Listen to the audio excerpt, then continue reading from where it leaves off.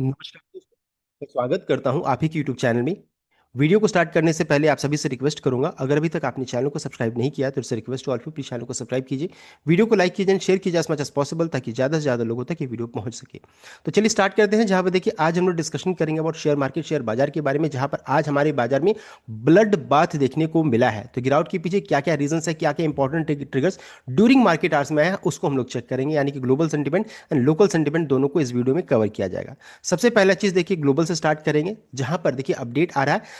Trump से पूछा गया टैरिफ को लेकर के, क्या यूरोपियन यूनियन पर टैरिफ लगेगा, तो इनका कहना है कि 100% क्यों नहीं लगेगा। Trump says he will 100% carry out Greenland tariff threat as European Union vows to protect its interest. तो अब जो भी ग्रीनलैंड ये चाहते हैं कि इसके ऊपर इसको एक्वायर करे, अगर जो सहयोग नहीं करेगा उस पर 100% टैरिफ लगेगा। एंड खासकर यूरोपियन यूनियन में हम लोगों को पता है 8 कंट्रीज का नाम बताया है, तो उस पर लगने वाला है।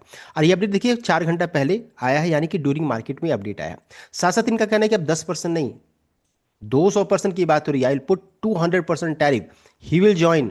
Trump threatens France over board of peace now make Macron private text public. जो इनका प्राइवेट मैसेजेस था उसको भी पब्लिक कर दिया है। ये भी देख सकते हैं अपडेट कब आ रहा है, ड्यूरिंग मार्केट आवर्स में आ रहा है। और इसका असर पूरे ग्लोबल सेंटीमेंट को खराब किया है, देख सकते हैं।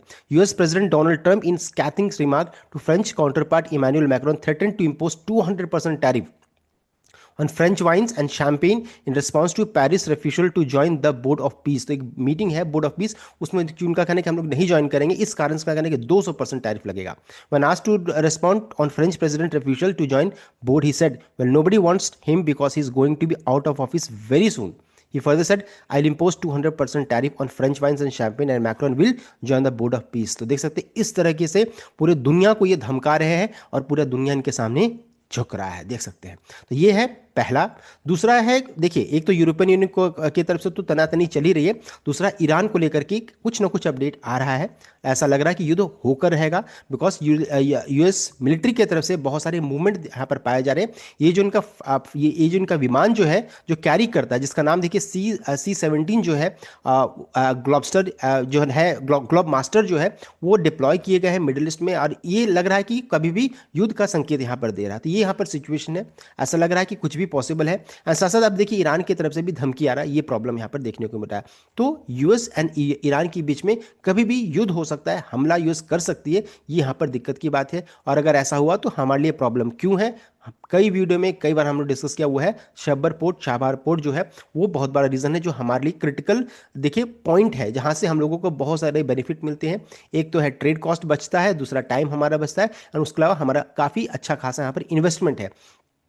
तो यहाँ पर सिचुएशन है जिस कारण से हम लोगों के लिए भी ये डर का सिचुएशन है कि अगर ईरान में होगा तो फिर हम लोगों के लिए प्रॉब्लम होगा। साथ साथ ग्लोबल सेंटिमेंट तो खराब चल ही रहा है पूरा।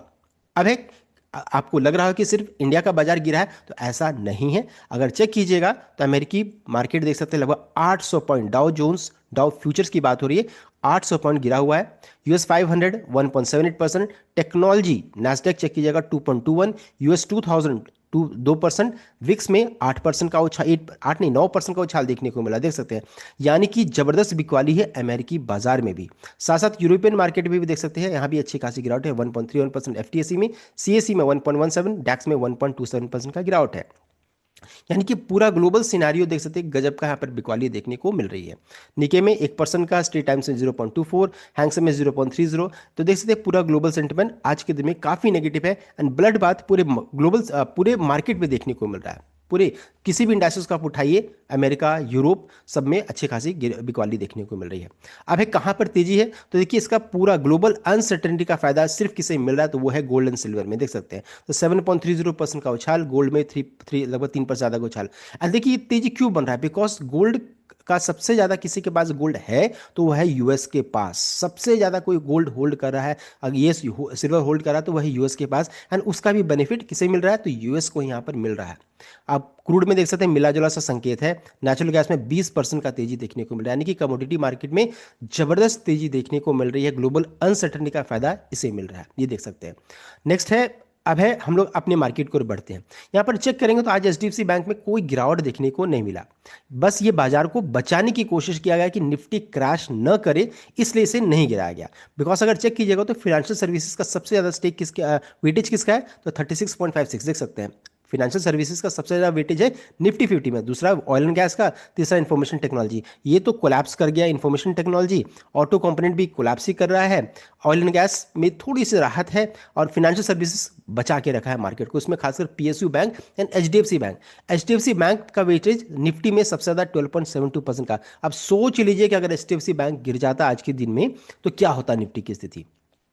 रिलायंस तो 1400 को तोड़ करके नीचे है, एसएस बैंक पे बिकवाली है, और आईटी स्टॉक्स का तो कहना ही नहीं है। आईटीसी में भी चेक कीजिएगा तो आज तो जबरदस्त बिकवाली देखने को मिली है। तो देखिए सिचुएशन क्या है, बस एक एचडीएफसी बैंक के सहारे पूरा ही बाजार टिका हुआ है, इसको बस एक एक बचा करके रखा गया है कि नहीं किसी तरीके से लोगों को दिखे नहीं कि निफ्टी क्रैश नहीं किया। एक्चुअली देखिएगा तो हमारा बाजार अंदर से पूरा खोखला हो चुका, कुछ बचा नहीं कि सर सब स्टॉक को चेक कीजिएगा तो ऊपर से 50 60 70 पॉइंट क्रैश कर चुका है, और ऊपर में सिर्फ बचा कौन है तो कुछ दिग्गज जैसे एचडीएफसी बैंक, आईसीआईसीआई बैंक, इससे ये से भी सब बस ही मार्केट को बचा के रखे हैं, लोगों को दिखाना है कि बस मार्केट अभी क्रैश नहीं किया, लेकिन एक्चुअली अंदर में पूरा क्रैश कर चुका है। तो लोकल सेंटिमेंट हमारा भी बहुत खराब है अभी के समय में। एंड साथ साथ अभी अगर चेक करेंगे तो रुपए कमजोरी बढ़ते जा रही है, इससे साफ ये संकेत मिल रहा है कि एफआई हमारे मार्केट में अभी भी नहीं आएंगे, एंड अगर रुपए इसी तरीके से कमजोर होगा तो ये दिक्कत वाली बात रहेगी, एंड इसमें गवर्नमेंट का इंटरवेंशन होना बहुत जरूरी है, जो कि ऐसा लग रहा है कि वेट कर रहे हैं, हो सकता है कभी ना कभी अब इंटरवीन करें। बिकॉज अगर इसी तरीके से रहा तो एफआई हमारे मार्केट में कभी इंटरेस्टेड नहीं रहेंगे, लगातार यहाँ पर बिकवाली देखने को मिल रही है। ये रूल होता है कि अगर अब मान लीजिए रुपए में कमजोरी बनेगी या फिर इसी तरीके से कमजोरी बनती रहेगी तो चूंकि एफआई को रिटर्न्स नहीं आएगा तो हमारे मार्केट में इन्वेस्ट नहीं करेंगे, तो ये भी एक रीजन बन रहा है जिस कारण से हमारी मार्केट अंदर से खोखला होता चला जा रहा है। तो ये हो गई। अब उसके अलावा है ट्रेड डील को लेकर के कोई अपडेट नहीं आ रहा, ये खिंचता चला जाना, ये खिंच रहा है, बस एक तरफ से खिंच रहा है, कोई हम लोग यहाँ पर निष्कर्ष पर नहीं आ रहे हैं। और साथ साथ इंडिया ने भी 30% का टैरिफ लगाया है यूएस के ऊपर में, पल्स क्रॉप लेंटिल्स के ऊपर में, तो ऐसा लग रहा है कि ट्रेड डील नहीं हो पाएगा, ये भी डर सता रहा है। तो ये भी सिचुएशन अभी है। अब तो अमेरिका खुद इंडिया से कह रहा है कि कुछ रिलीफ दे, यहाँ पर ये सिचुएशन है, तो हो सकता है देखिए कुछ अपडेट आ जाए पॉजिटिव। अगर ये एक बचा हुआ है तो दो ट्रिगर हमारे लिए पॉजिटिव बचा हुआ, एक है ट्रेड डील को लेकर के कोई अगर अच्छी खबर आई तो हमारे मार्केट में तेजी बनेगी, दूसरा है बजट में अगर कोई अपडेट आ जाता है, कोई रिलीफ मैसेज आता है टैक्सेशन को लेकर के, तो हमारे मार्केट के लिए अच्छा रहेगा, तब हम लोगों में रिवर्सल देखने को मिलेगा।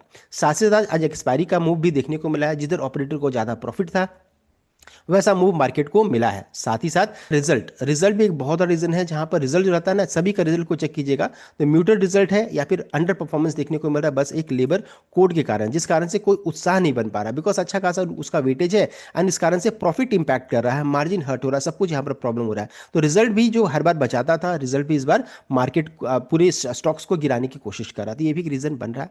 अब क्वेश्चन आ जाता है कि क्या इसी तरीके से हम लोग गिरते चलाएंगे सब कुछ खत्म हो जाएगा। देखिए बताना चाहूंगा सबसे अहम इंपॉर्टेंट लेवल के करीब हम लोग पहुंच चुके हैं, वो है 200 मूविंग एवरेज के पास आ चुके हैं।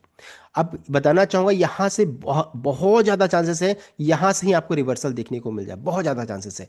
कई बार इसी जगह से रिवर्सल हुआ, हो सकता है इस बार भी यहीं से रिवर्सल देखने को मिल जाए। अगर ये टूटेगा तो समझिए कि कुछ ना कुछ युद्ध या फिर ट्रेड डील को लेकर के कुछ ना कुछ नेगेटिव अपडेट आना बाकी है, या फिर बजट में कोई बहुत बड़ा बम फूटने वाला है, बम यानी कि कुछ ना कुछ नेगेटिव अपडेट आना है, तो ये लेवल टूट जाएगा। और बहुत ज़्यादा चांस अगर मान लीजिए कुछ ही पॉसिबल रहा तो यहाँ से आपको रिवर्सल देखने को मिल जाए, बिकॉज ये है आपका 200 मूविंग एवरेज। तो गिरावट के पीछे क्या क्या रीजंस है वो हम लोगों ने चेक कर लिया, टेक्निकल पार्ट को भी चेक कर लिया, लोकल एंड ग्लोबल सेगमेंट सब कुछ को हम लोगों ने कवर कर लिया। तो इधर कंप्लीट अपडेट। आई होप आपको लाइक किया, शेयर किएगा, चैनल को सब्सक्राइब कीजिएगा। Thank you.